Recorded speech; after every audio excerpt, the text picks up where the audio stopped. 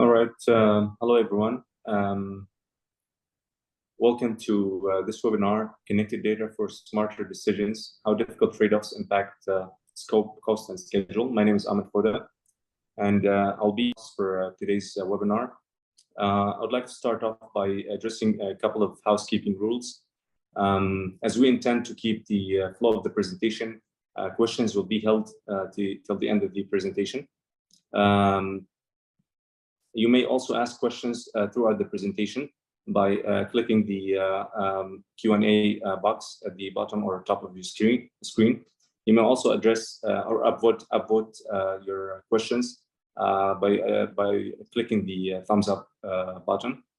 AACE International will be reaching out to attendees and present them with the continuing education units for today's webinar. Without further delay, I would like to pass it over to the presenters from the InEight team. Thanks, Ahmed. Sorry about that. Got click happy there. So let me introduce myself, and then my partner in crime will do the same. So I'm Jordan Brooks, product manager at InEight. I'm product manager for planning, scheduling, and risk. Been in the construction industry for going on 15 years. This will be going on my third year at InEight specifically. Prior to InEight, I worked at one of North America's largest contractors in more of a project controls consulting functionality. So I traveled to different projects across different industries and markets and learned a lot about their project controls, how they were operating, what they did, and I kind of brought that experience over to InEight now on the planning, scheduling, and risk side, and hopefully building a product that people want to use. So let me pass it over to Rick now. Well, hi, everyone. My name is Rick Deans. I've been with InEight I used to round up to 25 years. Now I round down to 25 years for different reasons. But I'm looking at some of the locations as people are coming in. We've got Amsterdam, we've got Sudan, we've got Kingdom of Saudi Arabia. So super excited to have folks with us from all over the globe, and a big shout out to our friends at AACE International for hosting this event. A little about myself. I spend a lot of time working with our customers, typically in the field, in their offices, trying to understand how they can better take advantage of some of the tools that InEight provides. I lead up several industry focus groups that really take into consideration specific needs and business challenges that certain segments of our customer base face. And I really enjoy this kind of stuff as well, because again, shout out to AACE for having us on and letting us talk about some of our solutions and some of the value we bring to the industry. Thank you, Rick. So let's do a blurb about InEight here for those who don't know exactly who we are. Both Rick and I said a lot of words about InEight, but you may not be aware of who we are in the industry. So InEight is a platform solution. And what we focus on is scope, cost, and schedule across programs or project life cycles. We want to make sure you deliver proven project certainty. How we do that, you can see on the screen there. It's four general buckets, one of those being managing project information, the other one being contracts and change. A big one, obviously, cost and schedule. That's two of those: scope, cost, schedule there. And then the last one down there, but not least, is design and construction work. So we want to provide a platform solution that touches on each one of those higher buckets in one way or another, and hopefully delivers proven project certainty for our clients. That's our main focus. So before we get to the agenda, we're going to do a poll real quick. Take a temperature check of who's in the room and what your role is, what your company does. Just get an idea of who we're talking to today. And once you fill those out, we'll share those so that everyone could see, sort of to Jordan's point, who's in the room and how are we represented here. Give you another 2 seconds and then we can show the results, I think.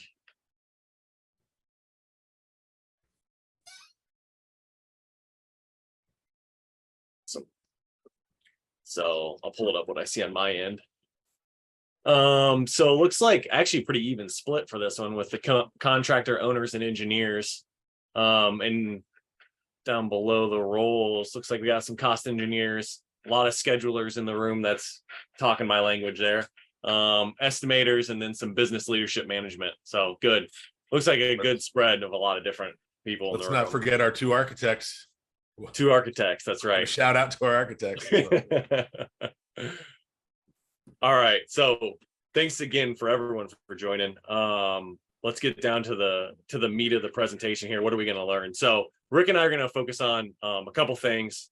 It's going to be really focused around data and technology, but what we want to really focus on is the benefits we see from improving technology within the industry today. Learn what impacts data has on project decisions. So what does this data and this technology bring to your project that you can use to make decisions on that project? And then learn about benefits that are seen from the greater collaboration that we're seeing from this technology and how companies are using it across the industries. And real quick, just kind of a high level highlight, shout out to what InEight does and where a lot of this material for this presentation, this webinar came from. So InEight, this is the third year that we have done what we call our InEight Global Capital Projects Outlook. And what that is a write-up where we send it out to 300 large capital project enterprises throughout the globe. And it's 26 questions, I believe, of a survey that we gather all this data back from those 300 participants, put it together, and do a little write-up on what we're seeing in the industry, kind of a temperature check for InEight. And we provide this throughout social media as well to our clients and prospective clients to kind of look through and see what we're seeing on our end from this survey. And one of the main highlights in that I think got Rick and I excited was the continued optimism that we still see in the industry today. That's one of the bullet points, obviously, but this slide is kind of the top one that I wanted to touch on because that continued optimism, I think, is coming from the bullet points below it, which we're going to touch on in this webinar with the technology benefits, the connected data, greater collaboration. Technology is one space that construction as a whole has lagged behind for a number of years to a lot of other industries in our world. And I think that seeing the construction and engineering world catch up is where a lot of this continued optimism is stemming from. So it's got us very excited about that. There is a link at the bottom that will actually take you to that annual Global Capital Projects report that we do. I know after the webinar, this PowerPoint will get shared. And so you'll be able to go to that link if you're interested in reading about that a little bit more. Rick, anything I forgot to mention on that? No, you did a great job, and I couldn't agree more. I mean, when I go out and talk with people, it just seems like there's a great amount of optimism, and people are really moving ahead on their projects and their initiatives. So it's great to see the industry is hard at work.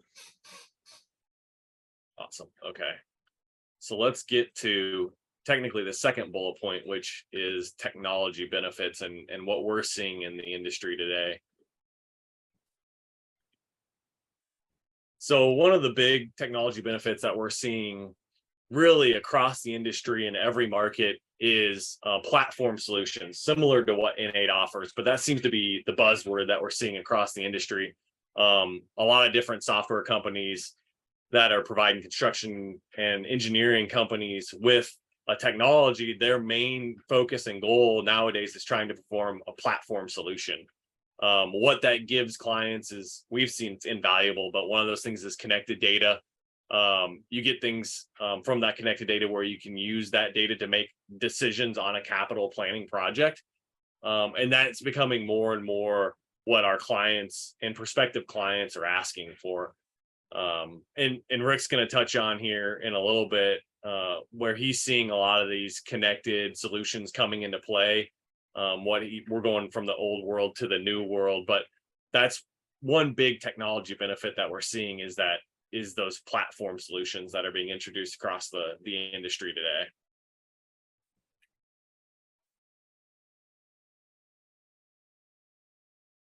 And some of the look at those, Rick, I'll kind of let you touch on this a little bit.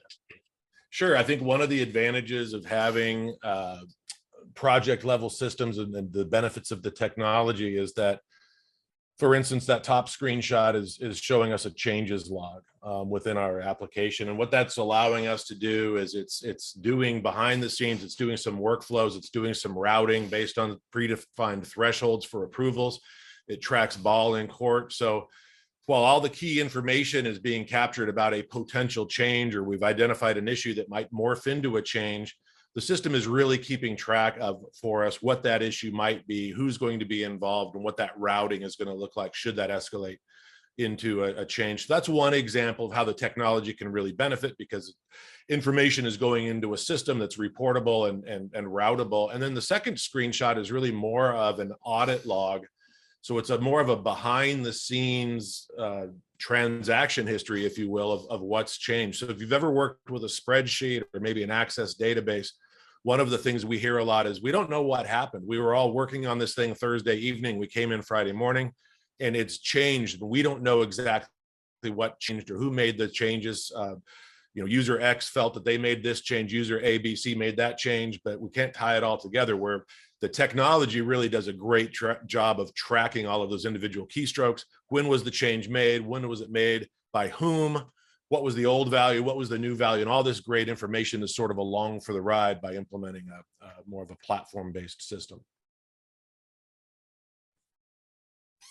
And again, we're going to go to another slide that shows a different screenshot here, but all focusing around technology benefits. And another one of the big benefits, along with the audit logs that Rick touched on the previous screen, is having historical data. What you're looking at here is a benchmarking screen within InEight Estimate. But besides that, the one main technology benefit and having connected data is having as-built or historic data for your organization that you can use down the line to make decisions easier on you. Maybe you're going to be more proven on that project certainty, as far as how confident am I with the results that we're estimating or forecasting or showing in our schedule and plan that we're going to achieve on this project. Hopefully for our clients, using that historic data and the technology benefits that we're seeing of a platform solution, you can use all of that information to at least start from a better foundation before the project ever starts. Pre-construction time going into execution, you want to be a little bit more confident on where you're headed. And we're seeing a lot of that within our clients today, is that they're getting more information that they can use to set themselves up early on in the project lifecycle to make it a successful project. And what that means is obviously staying on budget, staying on time, and not having a massive increase in scope that you may have missed. And so that's a huge benefit we're seeing through the industry today. And I would argue too, when I got into this industry a few decades ago, Jordan, this type of analysis would have been the result of a pretty intensive research project, right? People would have to go scour through old cost reports. Wasn't uncommon to see people going through 3-ring binders, and they really, as diligent individuals, the professionals, they wanted to validate new estimates and they wanted to have some basis of approval, but it was very cumbersome and tedious. And by having an interconnected system like this is really a byproduct of having done all of those things. If I do my job and I do it well in all of these different areas, this stuff just surfaces. So I'm in the context of perhaps putting a new capital projects estimate together. And to Jordan's point, not only can I see how we've estimated this work in the past, but because we do have a full life cycle feedback loop, I can also see how we've performed this work in the past, and I can selectively choose, maybe based on project type or geographic area, which projects I want to include in that analysis. And again, I don't have to stop what I'm doing and go do a research project to get this information. It's coming to me as I'm using the tools. And I think that's a pretty major distinction. Yeah, absolutely. And I think another point that I want to make there, Rick covered it a little bit, but this one being cost related with the estimate today with platform solutions, even specifically about InEight. One of the big improvements I've seen specifically is schedule data. I know in the past, schedule data has been something that a lot of companies don't hold on to. They don't have a sophisticated way of keeping it and mining it, and adding in that schedule piece to the cost and the scope piece I've seen huge improvements on planning or upfront, cost loading schedules, making your schedules actually talk to the estimate. So you're using your estimate quantities to actually get your durations. And there's you can use those points of data to say, okay, where is this duration coming from? Oh, here it is right here in my estimate, which is huge with having a platform solution, is you can relate all of those different applications to each other and see where things are coming from, and it tells you a story. Which that's one of the main things I've seen in the industry today. So that's some of the technology benefits. One of the things that we touched on already a little bit, multiple times throughout technology benefits, is having data and having it connected. I think this is, again, I'm going to use one of Rick's words here, but this is a byproduct of having some of those technology benefits being introduced to the industry today. You're seeing a lot of clients asking for their data. Can we store our data? Can we use our data? Can we mine it? And having that connected is a big thing. If you're just looking at, let's say, only your estimate application and its data, but you're not looking at, your control system, your schedule system, possibly your risk system, it may not tell you the whole story that you need to see to make decisions. So having connected data is hugely important. Rick did a blog recently on ERPs and project management software. So I'm going to let him kind of talk a little bit more about connected data and what he's seeing. Yeah, I appreciate that, Jordan. So a lot of times, when we talk about connected data, people don't know what does that really mean. And Jordan's exactly right. Most organizations have some sort of an ERP, or, small scale operation might be an accounting system. And those are crucial to the day-to-day operations of a concern, right? But sometimes there's a gap between the information they provide and what a project-focused platform might be able to provide. And I'll give you some examples. Number one, maybe the timeliness of the data. As we know, most accounting or ERP systems have a month-end close cycle. And, there's usually a period of 4 to 6 days, maybe 7 days after the month actually closes, during which all of the closeout processes happen. And so, for instance, here we are, let's say toward the end of July, it may be another few weeks. It might be, that's first or second week in August before we really get meaningful performance data on how we did in July. And meanwhile, we're going to be in the first or second week of August when we get July's results, and so on and so forth. Another thing that we talk about sometimes is the level of granularity of the data, where an ERP system likes to really have summary values, and that's important. But project systems typically get down into a little bit more detail in terms of quantities, productivity analysis. Maybe we're looking at a set of activities that roll up to a broad-based cost code. And then there's something that I like to call the 80-20 rule. Everyone knows Pareto's law, right? So in most capital projects, there's maybe 20% of the work that is going to carry 80% of the cost and the risk. So again, project systems allow you to sort of weigh where you want to apply your focus.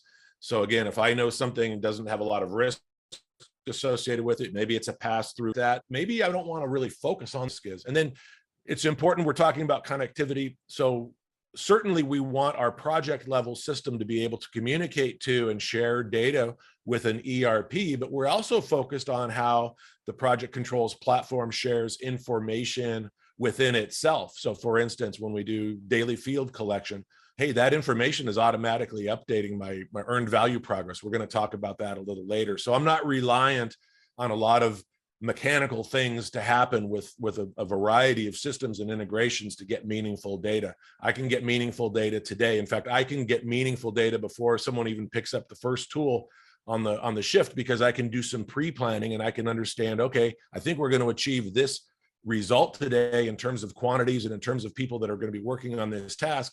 And I can see ahead of time, before we even start the shift, whether or not we're going to be successful relative to our budgets of costs and hours. So again, it switches the plot a little bit. Instead of me being on the tail end of some big accounting system and waiting 6 or 8 weeks to find out how I did it during a specific period of time, really empowers me if I'm the person in the field, because now I can proactively plan and I can see how that's going to relate to my budget for hours and costs, et cetera. So it's really important that all this data knows how to marry up with itself and present meaningful analysis and graphs and tables, et cetera.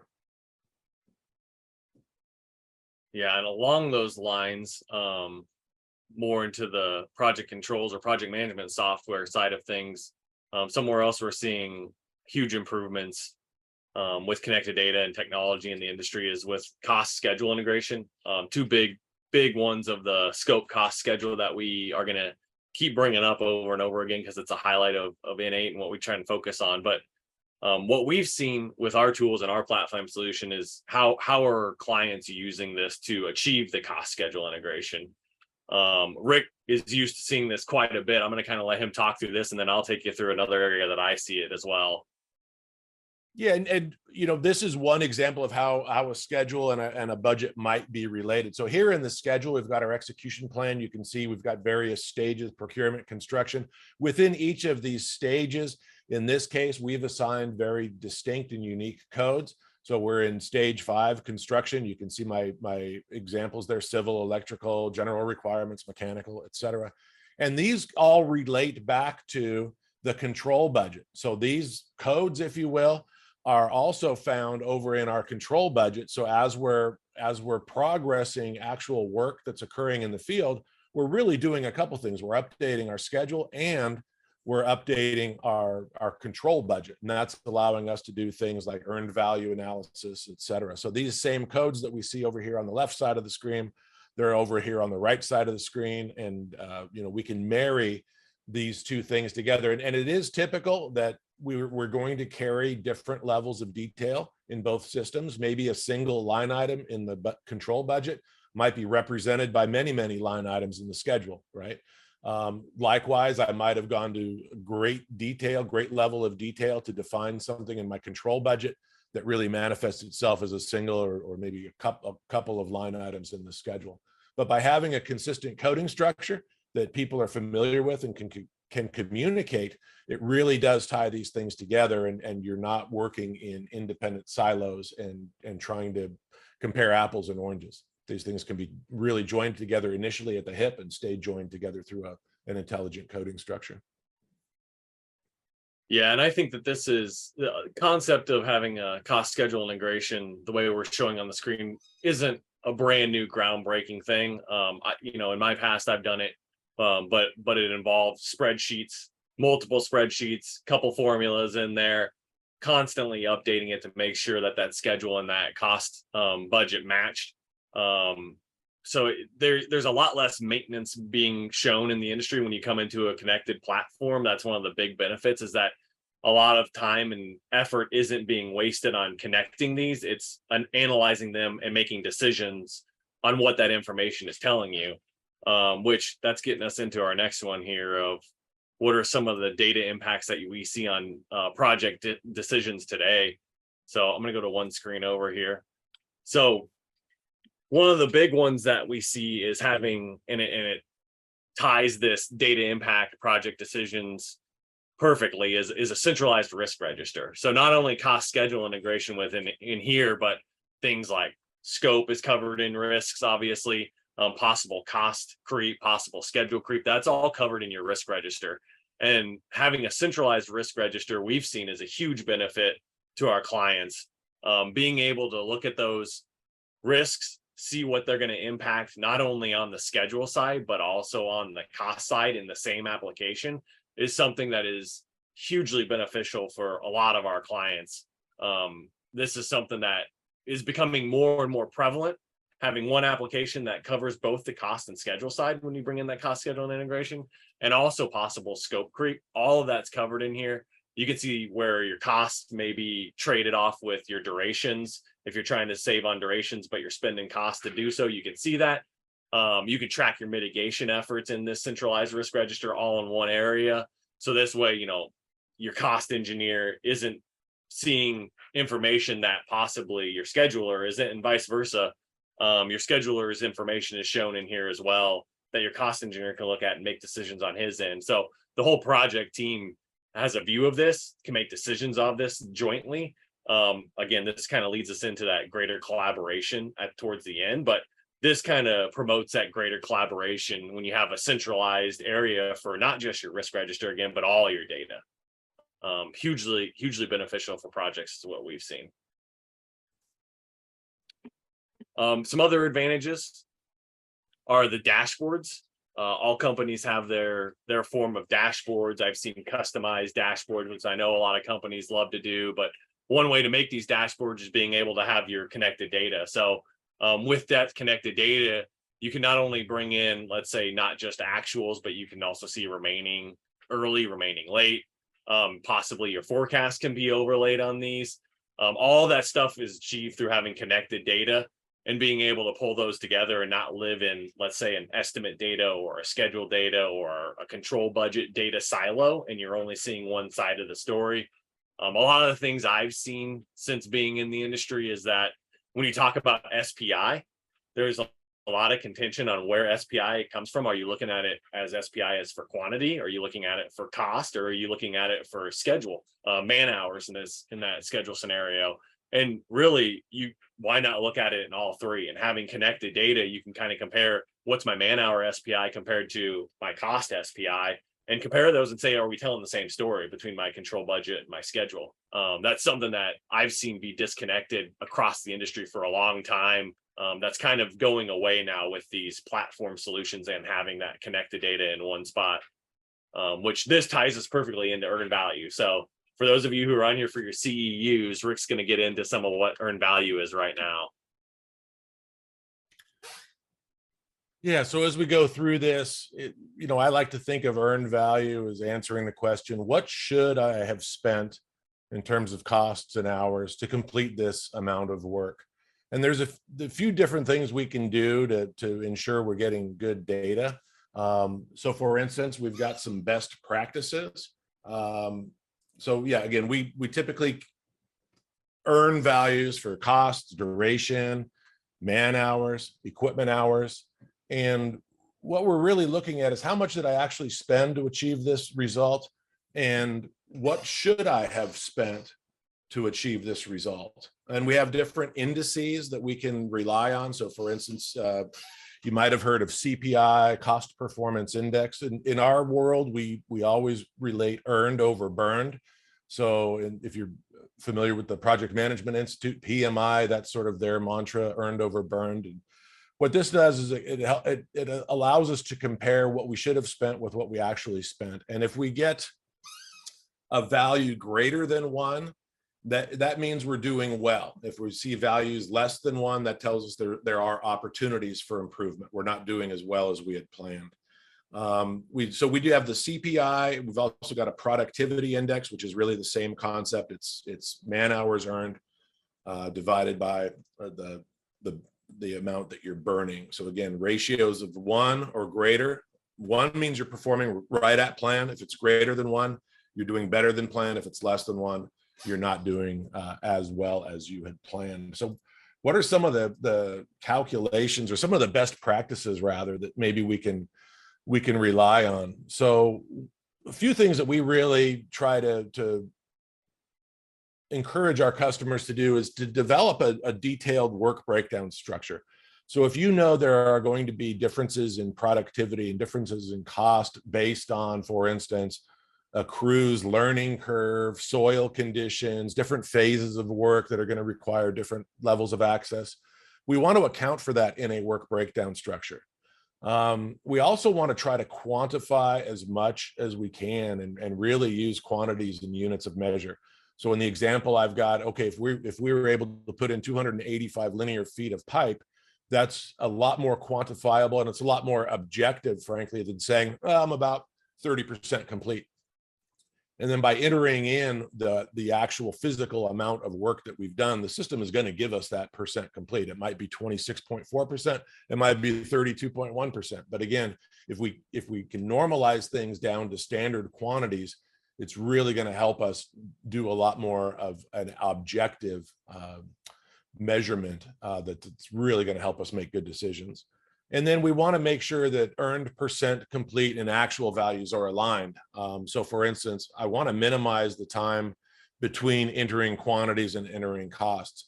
Our tools do have the ability of freezing things. So if I know that, hey, we're still getting payroll information in this week, I don't want quantities to show up until payroll information is complete, then I can set it up that way. But we don't want to enter a whole bunch of information around costs and not keep the progress updated, or vice versa, because we are going to get skewed information. So those are a few of the best practices that we see, that we recommend our customers employ to really get true, meaningful, objective earned value.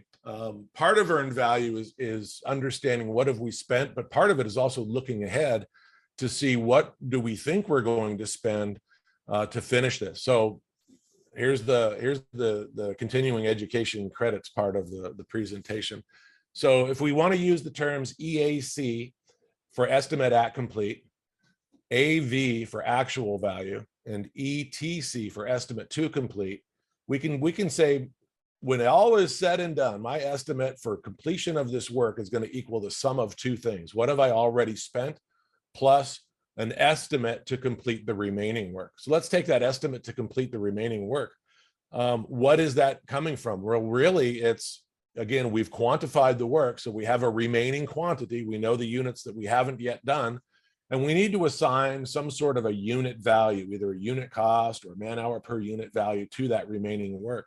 And what we allow is different ways to come up with that unit value. So for instance, early on in a project, maybe between 0 and 10 or 15% complete on a physical percent complete basis, I want to revert back to my plan. I know we're going to get off to a shaky start. Maybe all the materials aren't going to be there. The equipment isn't available. The crew is still getting to know each other.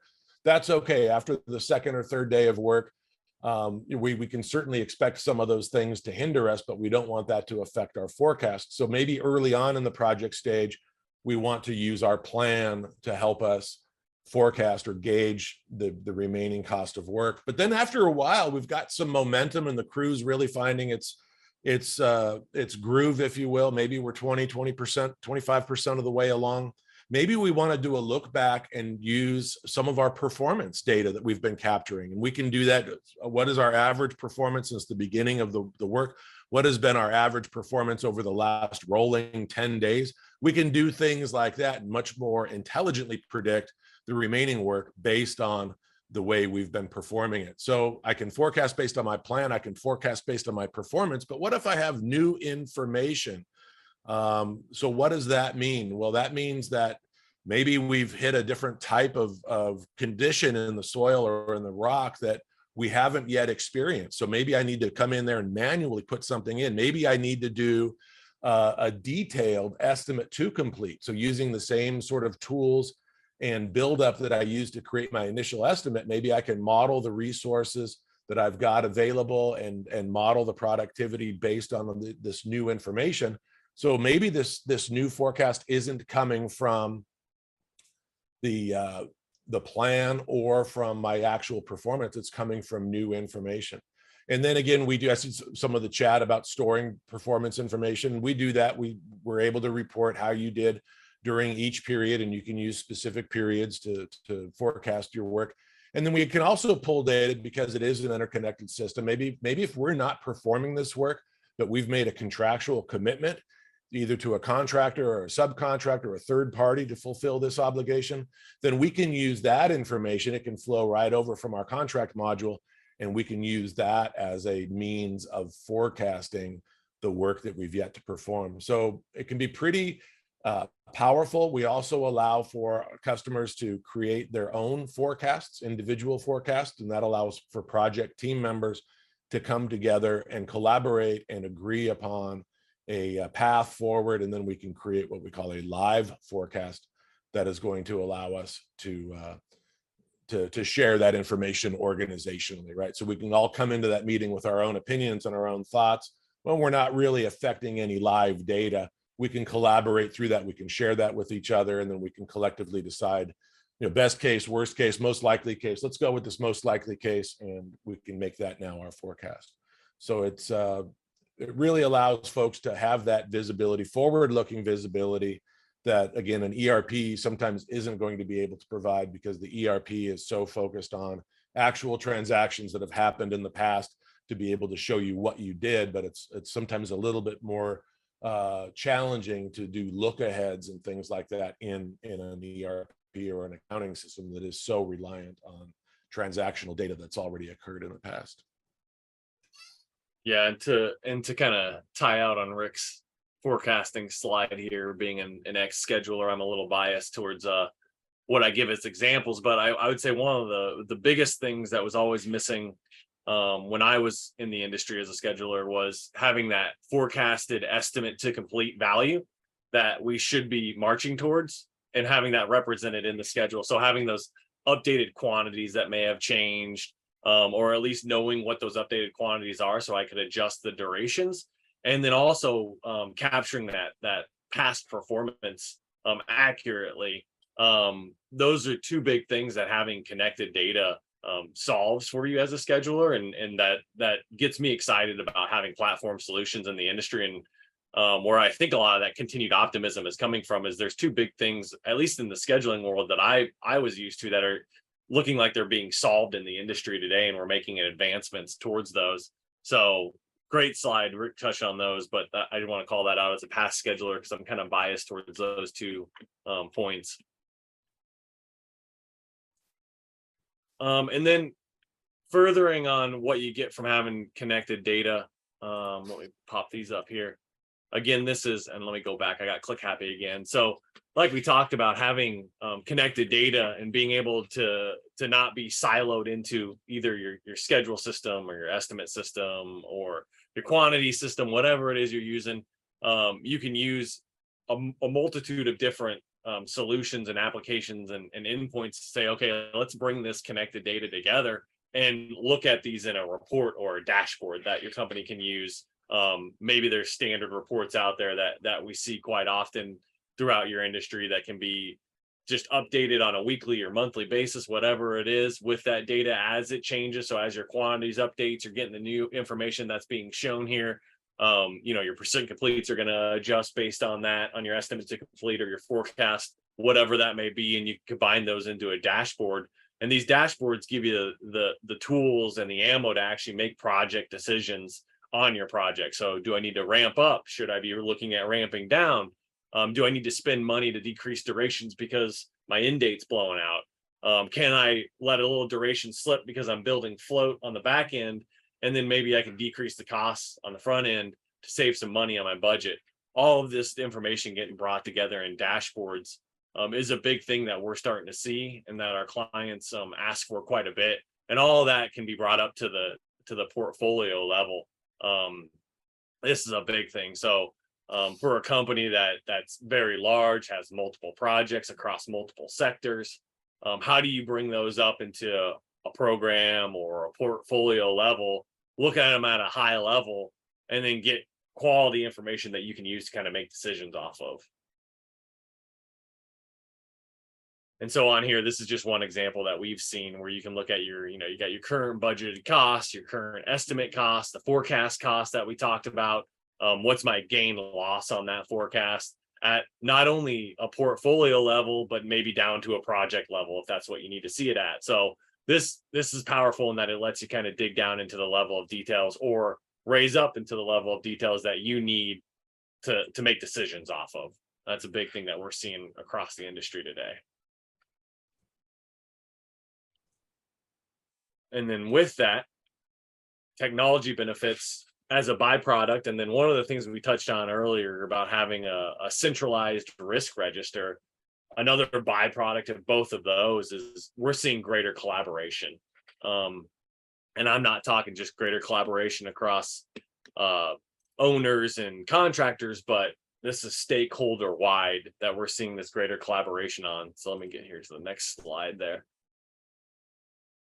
So one example of this is within scheduling, having a connected platform, you're allowed to go, or it allows you to go out to not only internal organization specific resources to get feedback on your schedule. You can actually go outside your organization and get meaningful feedback from them that'll help your upfront baseline plan, or even your execution plan if you're into it.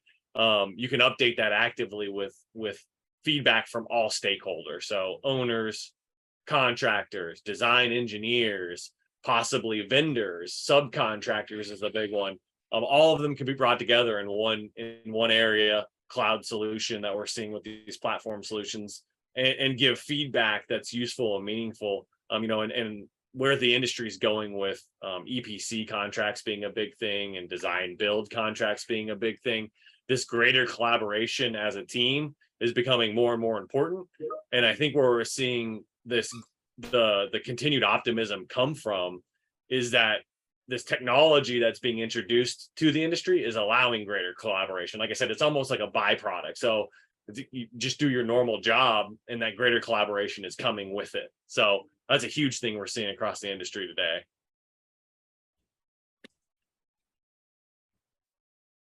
No, I would add to that, Jordan. One of the things that I'm hearing from folks too is, rather than this data being sort of kept in the purview of some elite diehards that for good reason don't want people messing with their system, right? The collaboration, the ability to send out markup notifications and get people contributing in that online web environment without touching the actual data is really helpful. It wasn't that long ago, I was at a major refiner's office, and they were printing out 30 copies of a 100-page schedule, putting this all together and handing it out to people as they walked into the meeting, and people were making their markups literally on paper. And as they walked out of the room, they stacked it on the scheduler's desk, and soon enough, that scheduler had his week was set for him, right? He was going to go back and take all of that input, analyze it, and adjust the schedule based on all of that input, where all of this is just happening in a very real-time collaborative electronic environment. Absolutely. And so I think one of the biggest things with greater collaboration, also a benefit that we're seeing is the ability to not only recognize risks up front, but also mitigate those risks. And go into the next slide here kind of ties into this. So I touched on it a little bit earlier, but with an in-app or a platform solution that allows you not only to have a centralized risk register, possibly a schedule simulation that shows you schedule delays, and then you can combine that with a cost simulation that shows cost increases or decreases from that risk register. That's where you see a lot of one way you see a lot of greater collaboration being introduced through platform solutions, again, is that cost engineer can come in, run a simulation based off of the same register that your scheduler is looking at and running his simulations off of. So those risks are tied together. You use those risks to kind of, maybe you want to decrease your duration, so you're willing to spend a little bit more money. That's shown in that risk register. And then when those risks are tied into either the schedule simulation or the cost simulation, you can see where those trade-offs are happening, weigh which ones you should mitigate, which ones you shouldn't mitigate, which ones can your job team live with possibly, that aren't impacting as high a level as other ones. And then that greater collaboration allows you to mitigate much more effectively on a project team or even at a program level. That's where we're seeing a lot of this benefit coming from for these platform solutions. And then additionally, to get kind of down to a lower level, I'm going to let Rick kind of talk about the field data collection and what we're seeing with greater collaboration from that. Yeah, a lot of times when we collect data from the field, the screen we've got right here is a timesheet, right? I can see the tasks that we worked on. I can see the people and the equipment that were used on those tasks and the hours that they worked. But it's just a microcosm of what we're really doing, because if you'll notice those tabs across the top, this is the timesheet piece of that. But there might be other information that we're capturing from the field. For instance, what did we actually get installed? What quantities did we achieve? Were there any issues that arose in the field? Do we want to make notes of those? What about our productivity? We've got quantities, we've got hours, we've got people. Now what we can do is we can see what that productivity might look like. And the ability to capture digital signatures, so people can sign in, sign out in the field. And so again, that information is being captured at the source in the field. And then through automation, right, it can be passed along to all of those other business processes downstream. So based on the quantities that we completed today and the hours that we recorded, I can then update my earned value. I can update my forecasts. So again, it's having that data coming in from one source and then being immediately available to all sorts of other business processes is really where we see the value. It's no one has to touch that data more than once to get meaningful results out of it. Yeah, and tying this back into something Rick touched on earlier with quantity forecasting, and also capturing earned data. Obviously, it's, you know, it might be a little bit high level of what we touched on today, but you can see kind of how we walk through our webinar today. You know, quantities coming from this screen here being fed back to your control budget, which is tied to your schedule, which all feeds into a generalized or centralized dashboard. You can kind of hopefully grasp where all that connected data is ending up and how it could benefit you with those project decisions. If you're getting real-time data from the field, you can make project decisions early on. If, say, you see one of your operations slipping for whatever reason, maybe it's a critical operation that you need to make a decision on immediately. You can, with that real-time data being pushed into a centralized location, looking at those dashboards, looking at all sides of it, not only quantities, but then tying in the cost and then the man hours to that system. That's kind of where those benefits that we're seeing come from. So with that, we touched on early on, it was obviously continued optimism, but the second one we touched on was identifying the benefits we see from improving technology. We went through what impacts data has on project decisions. And then lastly, we touched on where we're seeing some of that greater collaboration come into play with that technology benefits today. So real quick, there is a survey that we'd like you to take. There's a QR code here. Let us know how we did. Love to hear some of your feedback. I'd like to thank AACE for putting this on before we get to the Q&A side of things here, and I appreciate everyone else participating in this. It's been a good one. Rick, thank you again also, and Ahmed, thank you. With that, we can get to any Q&A questions that may be out there. I think we have time for a couple if there are any good ones that people were voting on. This great presentation. I have the first question here. Based on practicality and common sense, what should be the most effective sequence? Estimate the scope, then schedule, or schedule the scope, then estimate? Yeah, that's a great question. And I see in the chat, it looks like some of our participants have responded to that. And, you know, it's always tough, right? Because if you're, let's say we had an even mix between contractors, owners, and engineers. Let's take each one of those, for instance. If I'm a contractor, maybe I don't have all of the scope that I need to do a detailed bottom-up estimate, but I have some high-level information. So it might make sense to start putting a schedule together based on what I know about that. And then as those details become available, it might make more sense to build out the estimate. If I'm an owner, maybe what I have is I've got some historic costs. And if I'm planning to do a turnaround or a maintenance on a facility or build a new facility, maybe initially what's really important to me is a high level budget, right? Because I've got to go through my internal steps to get some sort of approval and funding for this. So maybe it makes sense to start with an estimate, leaving enough room in there, knowing that things might change. And then again, as someone pointed out in the chat here, hey, maybe you start with the schedule because you can't really understand what the costs are until you understand the duration, right? And that might affect things, have some tripwires, things like escalation. Maybe we're going to go into another year where materials prices are going to increase.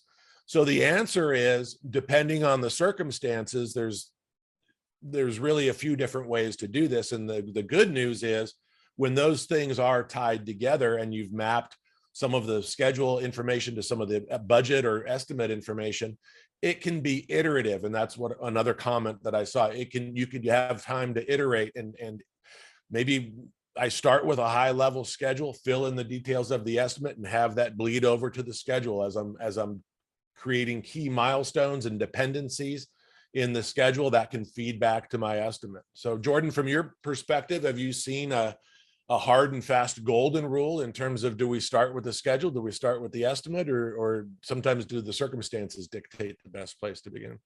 No, and this is a really good question, actually. And I'm going to throw a plug in for AACE on this. So I think what I've seen, at least from my experience, what I've experienced from building schedules is I've done both. So And what I've seen is it depends on what part of the life cycle of the project are you in on. So I've done a conceptual schedule where you had very little information, maybe a couple G&A drawings that you're using to kind of put together some type of schedule. There's going to be no estimate at that time, right? So you're putting together a best guess schedule. And AACE does a really good job of having a recommended practices on different classes of not only estimates, but schedules, which they did a couple of years ago. And you could go in there and find, you know, for a conceptual project, what type of schedule should I have? How much level of detail should I have? And really what it comes down to is not just level of detail, but what's your certainty on that? So when I was building a conceptual schedule, we went down and actually resource loaded this conceptual schedule that all we had was G&As on it.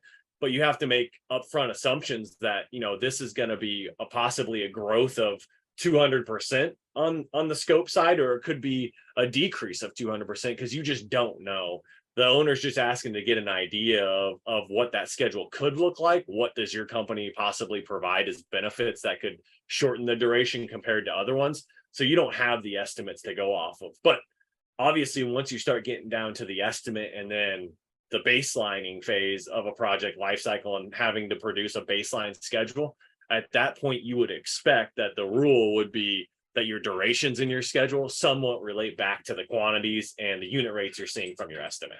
Obviously, that's something that we strive for in the industry still today to try to achieve, is that those schedules relate back to that estimate. They're coming from somewhere. Where do those durations come? You're hoping that scheduler isn't saying those durations just came from a swag. I just punched them in there. It's just a best guess. Hopefully that's not always where they're coming from. Hopefully there's some backing to that. So I think it really depends. That's a great question that I see quite often, actually.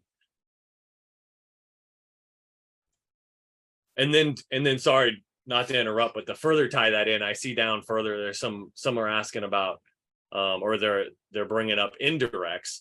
And I think one of the big things with having a schedule that is tied to your estimate quantities and the unit rates is that when you go into the risk simulation side of that project, you can use your risks, you can plug those into your risk simulations, you can see how those durations increase or decrease, and then your time dependent costs can get applied to those increase or decrease durations. Or if you're sophisticated as an organization, maybe you're plugging in your time dependent costs directly into your schedule.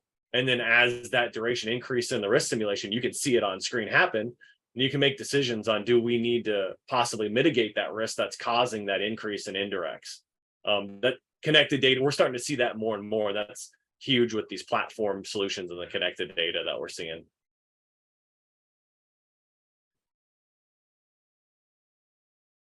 Ahmed, I think you're on mute, Ahmed. I'm sorry. All good. 1 second. So the next question from Chelsea. How is management reserve managed and tracked to tie it to your risks? You want to take a shot at that one, Jordan? I've got some anecdotal observations on that. Go ahead, Rick. So, clearly we want to set aside some sort of a management reserve or some sort of a contingency fund, and we want to be able to tie that to our risks, just like the question says. How do we do that? And it's just like any other effort we would go through. We want to set some funds aside for that. And what I've seen a lot of organizations do is sort of time phase when they think those management reserves are going to need to come into play. And a good tripwire or reporting mechanism might be, hey, we're dipping into our management reserves way too early, a lot earlier than we thought we would. That could happen on a capital project, and that might be cause for alarm, right? So the sooner that information is surfaced to us, we can take corrective action. I've also seen on short duration maintenance plant turnarounds, for instance, maybe we're going to spend $100 million within 30 days, and we're expecting during the discovery phase of that event, which is going to happen between days 6 and 14, the majority of our management reserve is going to be consumed during that period of time. So again, we can track the actual spend on a time phase basis relative to the actual spend. So the plan versus actual, and we can do a lot of stuff with that information. We can analyze that. We can make decisions based on that information early on. in the project lifecycle while we're still executing. And then if we get to a certain point, if we get to day 16 and we've only touched 75% of our contingency reserve, maybe that's a good time to take a look at that and make sure that we've accounted for that properly. Jordan, I know this is your livelihood, so I'll let you chime in on this one too, because I know you've probably got some good opinions on this. No, yeah, and you covered it really well, Rick. I mean, I touched on it actually a little bit in the previous question that I was answering, but yeah, I mean, that management reserve that we see a lot of times, there's companies handle that multiple ways that I've seen, at least with our tool, is they either plug that straight into the schedule for their risk simulations, they're running it, and then they can say, okay, we need to, it's increasing our management cost by this much, or it's decreasing it by this much, and then they'll adjust that estimate or that number in the estimate. The other way that I see it is they possibly could get a daily management cost that they're using on a job. So all of our management together costs this much. Let's run a risk simulation and increase by X number of days. Okay, let's do the dollar per day that our management has, increase or decrease that number, whether that be in contingency or wherever that may be within that estimate. You increase it or decrease it to kind of cover that increased cost from the risk simulations that you're possibly seeing done. That's where I've seen it done nowadays with our tools that are out there right now. All right. So the next question from John Glass. I didn't hear much on the use of trending, either cost or productivity, in determining an estimate to complete. How do you include this? And that might, we've got all these questions. We might engage offline on this one, because I've seen trending used a variety of ways. So for instance, a trend might be material price escalation, unavailability of local subcontractors, unskilled. We're going into a geographic area with relatively unskilled labor, and that's going to be a trend that affects our productivity.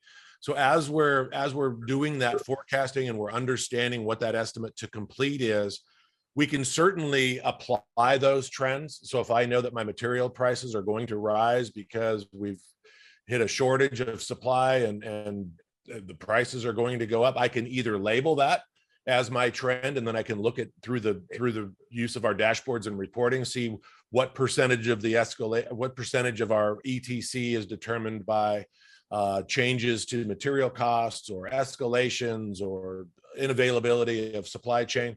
We can surface all of that stuff, and it's just a matter of including that sort of trend descriptor with that forecast. Now, if I misunderstood the question, maybe that due to time constraints, we might want to handle that one offline.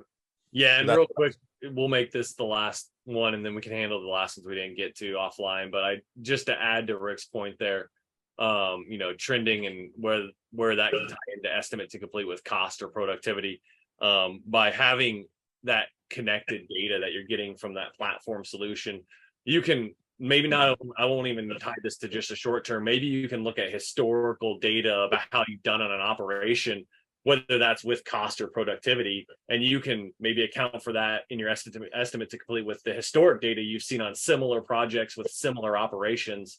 So not only if you're, by storing that information in a platform solution, having that connected data, you can look back as far as you possibly have access to, or as near term as you want to. Maybe that operation has been happening on the job already. You're storing that performance on there. You can go look and say, well, we're running at a unit rate of this on this operation. Let's apply that to our forecast to get maybe a little bit more accurate estimate to complete. So you've got a lot of data you can look at. I mean, we can recommend all kinds of things. I'm sure Rick and I have all kinds of ideas of what you could do with that.